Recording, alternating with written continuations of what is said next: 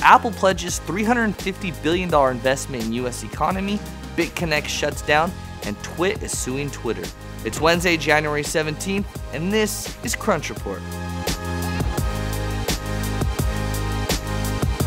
How's it going, TechCrunch land? Hope you're all doing well on this fine Tuesday. Here's the news. Apple is about to give the US economy a huge boost in the form of a $350 billion 5-year investment. As part of that, it will commit $55 billion this year alone and plans on adding 20,000 new jobs over that time frame. Following in the footsteps of Amazon, it also plans to add a new campus somewhere in the US this year. The boost involves taxes on repatriation of some of Apple's cash reserves, which are currently in the $256 billion range. They anticipate $38 billion coming from the repatriation taxes, but much of it will be capital expenditures on the part of the company.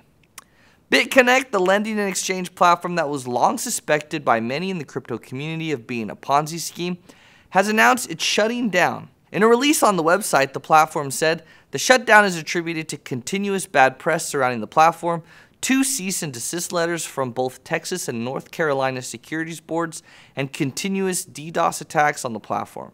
Many in the cryptocurrency community have openly accused BitConnect of running a Ponzi scheme, including Ethereum founder Vitalik Buterin. Twit, officially known as This Week in Tech, is suing Twitter. The audio and video media platform alleges breach of written contract, breach of oral agreement, intentional interference with prospective economic advantage, and trademark infringement.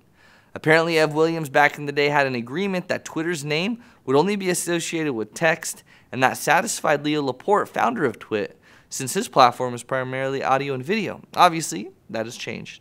Twit is seeking a relief, including a preliminary and permanent injunction that orders Twitter to stop using the mark in connection with the distribution of audio and video content, and any and all profits derived from the unlawful acts.